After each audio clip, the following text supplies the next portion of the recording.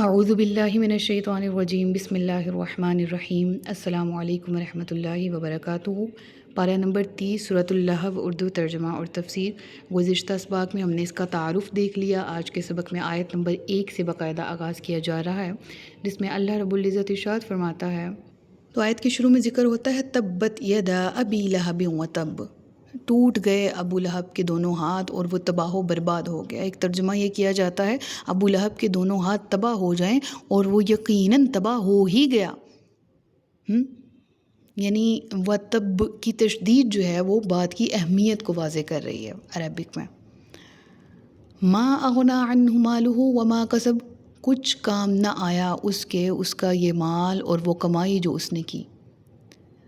سیصلی نارا ذات لہب، عن قریب وہ جھونکا جائے گا بھڑکتی ہوئی آگ میں۔ لہب کے معنی کیا ہے؟ آگ کا شعلہ، جسے عام الفاظ میں کہہ لیں انگارہ بھی کہا جاتا ہے۔ اور یہ شخص اصل اس کا نام عبد العزیٰ تھا، رشتے میں رسول اللہ صلی اللہ علیہ وآلہ وسلم کا چچا لگتا تھا، عبد المطلب کا بیٹا تھا۔ اس کو ابو لہب اس لیے کہا جاتا تھا کہ اس کا رنگ بہت چمکتا ہوا سرخ اور سفید تھا، اور لہب آگ کے شعلے کو کہتے ہیں۔ یعنی ابو لہب مطلب شعلہ رو، بہت روشن، بہت چمکدار۔ اور اصل نام سے اس کا ذکر کیوں نہیں ہوا قرآن میں؟ علماء اس کی دو وجوہات بتاتے ہیں۔ ایک تو یہ کہ اس کا معروف نام چونکہ ابو لہب تھا، اس لیے معروف نام ہی یہاں ذکر کیا گیا۔ دوسرا یہ کہ اس کا نام اصل میں مشرکانہ تھا، عبد العزیٰ۔ عزیٰ ان کے ایک بڑے بت کا نام تھا، لات، عزیٰ، منات، دس اینڈ دیٹ، ان کے بڑے بتوں کے نام تھے۔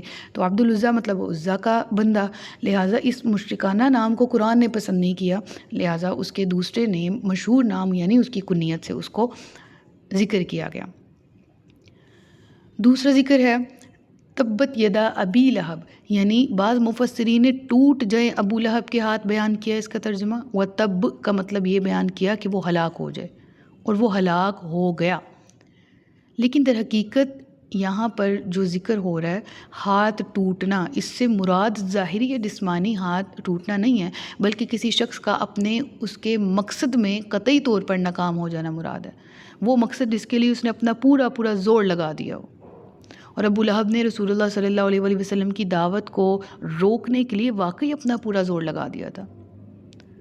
لیکن اس سورہ کے نزول پر 7-8 سال ہی گزرے تھے کہ جنگ بدر میں قریش کے اکثر و بیشتر وہ بڑے بڑے سردار مارے گئے تھے غزوہ بدر کے موقع پر 2 ہجری میں، جو اسلام کی دشمنی میں ابو لہب کے ساتھی تھے۔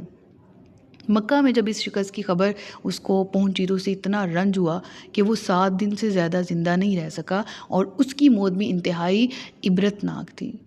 اور تاریخ کے پنوں میں یہ سیف ہے کہ اسے عادثہ نامی بیماری ہو گئی تھی، جس کی وجہ سے اس کے گھر والوں نے اسے چھوڑ دیا تھا، کیونکہ اس کو چھو کر وہ بیماری لگنے کا خوف تھا۔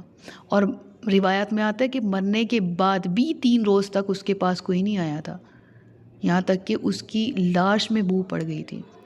اور آخر میں جب لوگوں نے اس کے بیٹوں کو تانے دینا شروع کیے نا، تو ایک روایت میں آتا ہے کہ اس کے اپنے گھر والوں نے کچھ لوگوں کو اجرت دے کر اس کی لاش اٹھوائی تھی، یعنی خود دفن بھی نہ ہونا اس کو نصیب ہوا کسی اپنے کے ہاتھوں، کچھ مزدوروں نے مزدوری کے لالچ میں آ کر اس کو دفن کیا۔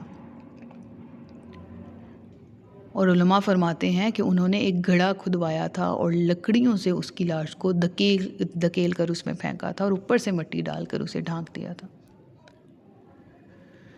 اور مزید یہ کہ اس کی مکمل شکست اس طرح سے ہوئی کہ جس دین کی راہ میں روکنے کے لیے اس نے ایڑی چوٹی کا زور لگا دیا تھا نا، کہ ہر شخص کو وہ روکے اس دین کی راہ میں آنے سے اور اس دین کو پھیلنے سے، اس کے دین کو اس کی اولاد نے قبول کیا تھا۔ سب سے پہلے اس کی اپنی بیٹی درہ ہجرت کر کے مکہ سے مدینہ پہنچی اور اسلام لائی۔ پھر فتح مکہ کے موقع پر اس کے دونوں بیٹے یعنی 8 ہجری کے موقع پر عتبہ اور معتب حضرت عباس رضی اللہ تعالیٰ عنہ کی وساطت سے نبی کریم صلی اللہ علیہ وآلہ وسلم کے پاس پیش ہوئے، اور ایمان لا کر انہوں نے آپ صلی اللہ علیہ وآلہ وسلم کے دست مبارک پر بیعت کی تھی۔ یعنی اگر ہم سمری پہ جائیں تو اس آیت کی سمری ہے کہ اس کی اپنی قوت ٹوٹی، وہ خود ہلاک ہوا، اور وہ جو مزاحم اس کے ارادے تھے یا وہ جو کہ چاہتا تھا وہ نہ ہو پایا۔ اور جو اسلام کو وہ روکنا چاہتا تھا وہ اسلام اس سے نہ رک پایا۔ پھر اگلی آیت ذکر ہوتی ہے ما اغنا عنہ مالہ وما کسب، اس کو اس کے مال نے کوئی نفع نہ دیا، نہ اس کی کمائی اس کے کچھ کام آئی۔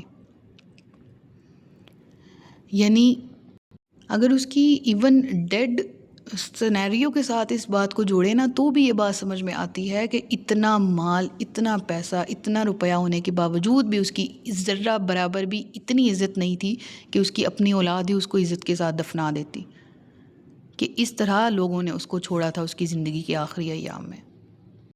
پھر آگے ذکر ہوتا ہے وَامْرَأَتُهُ، اور اس کی بیوی کو بھی۔ اب ابو لہب کی جو بیوی تھی اس کا اصل نام اروا تھا اور کنیت جمیل تھی، اور میرے استاد محترم فرماتے ہیں، انہوں نے ایک دفعہ بتایا کہ اس کو جمیل کیوں کہا جاتا تھا، سیم ریزن ابو لہب والی، یعنی وہ عبد العزیٰ تھا، اسے کیوں ابو لہب کہا جاتا تھا، خوبصورتی کی وجہ سے، اور جمیل مطلب بہت خوبصورت، مطلب بنیاد، خوبصورتی کی بنیاد، بے حد خوبصورت۔ تو اروا بھی اس قدر خوبصورت خاتون تھیں کہ مکہ کی ایک آئیڈیل جوڑی کہلاتے تھے یہ دونوں، یعنی ہر ایک شخص کی نظر میں چاند اور سورج کی جوڑی تھی، اس قدر خوبصورت تھے دونوں ظاہری حیت کے اعتبار سے۔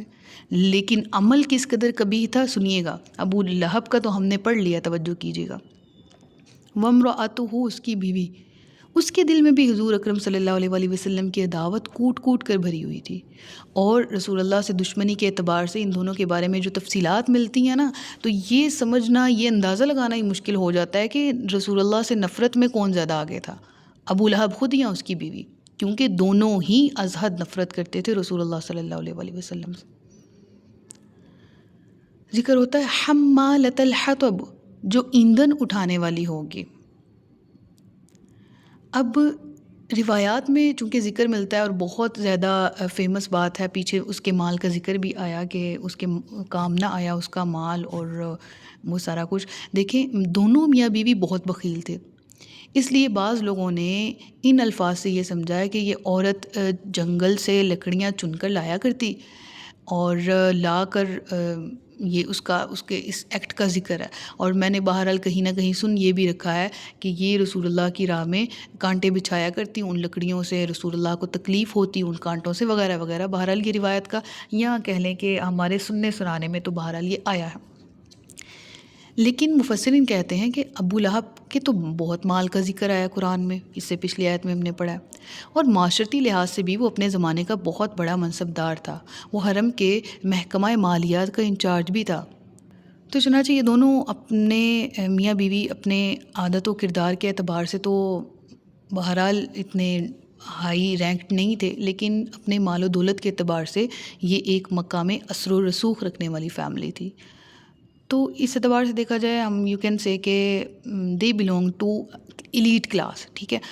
اب ہوا یہ کہ یہ سمجھنا کہ وہ لکڑیاں اٹھا کے لاتی تھی دس اینڈ دیٹ، تو علماء یہ فرماتے ہیں کہ اگر وہ اتنے رئیس کی بیوی تھی، گویا خاتون اول کا اسے درجہ حاصل تھا، تو وہ لکڑیاں چن کے لا کے سر پہ گٹھا اٹھا کے جب لے کر آتی تھی اور اس کو اپنے پرپزز کے لیے استعمال کرتی تھی، چاہے وہ اپنے کسی کام کے لیے، چاہے وہ رسول اللہ کو اذیت دینے کے لیے، تو بہرحال یہ عقل کے خلاف معلوم ہوتا ہے، کیونکہ ایسے امیر لوگ تو باندیاں یا غلام رکھتے تھے نا اپنے کاموں کے لیے۔ چنانچہ اس آیت کا اصل مفہوم علماء کہتے ہیں یہ ہے کہ اس عورت کی حرکتیں جہنم کا ایندھن اکٹھا کرنے اور اپنے شوہر کی آگ کو مزید بھڑکانے کے مترادف ہیں۔ جب یہ اپنے شوہر کے ساتھ جہنم میں جھونکی جائے گی، اس وقت اس کا حال اس مجرم جیسا ہوگا جو اپنے جلانے کا ایندھن خود اٹھائے ہوئے۔ استغفر اللہ ربی من کل ذنب واتوب الیہ۔ اور دنیا میں بھی اس کو اگر مشابہت دیں تو وہ اپنے اعمال اس طرح سے قبیح کر رہی ہے، وہ رسول اللہ کی عداوت میں اس قدر قبیح اعمال کر رہی ہے، بری حرکتیں کر رہی ہے، گو کہ اپنے لیے جہنم کا ایندھن خود اکٹھا کر رہی ہے۔ پھر ذکر ہوا فی جیدہا حبل من مسد، اس کے گلے میں پٹی ہوگی یا رسی ہوگی جسے کہا جائے، کھجور کی چھال کی سی رسی۔ یعنی آج یہ عورت ہائی ڈیزگنیشن پہ ہے، مکہ کے بڑے امراء کی بیویوں میں اس کا شمار ہوتا ہے، بڑے بڑے خوبصورت ہار گلے میں پہنی پھرتی ہے، آخرت میں یہی ہار اس کے گلے کی ایک مضبوط جو ہے وہ رسی کی صورت اختیار کرے گا، اور یہی رسی اس کو کھینچ کر لے جائے گی جہنم کی آگ میں، اور اس کے اعمال بد جہنم کی آگ کا ایندھن بنیں گے، اور اپنی اور اپنے شوہر کی آگ کو یہ مزید بھڑکائے گی۔ استغفر اللہ ربی من کل ذنب واتوب الیہ، اللہم لا تجعلنا منہم۔ اللہ تعالیٰ ہمارے برے انجام سے ہمیں محفوظ رکھے، اور ان جیسے لوگوں کی ان کے اعمال سے نصیحت لینے کی ہمیں توفیق دے، اور یہ کہ ہم اللہ اور اس کے رسول کی فرما برداری میں ہی زندگی گزاریں۔ فرمایا اللہ نے جو عظمت والا ہے۔ بارک اللہ لی ولکم فی القرآن الکریم ونفعنی وإیاکم بالقرآن وذکر الحکیم۔ صدق اللہ العلی العظیم۔ السلام علیکم ورحمۃ اللہ وبرکاتہ۔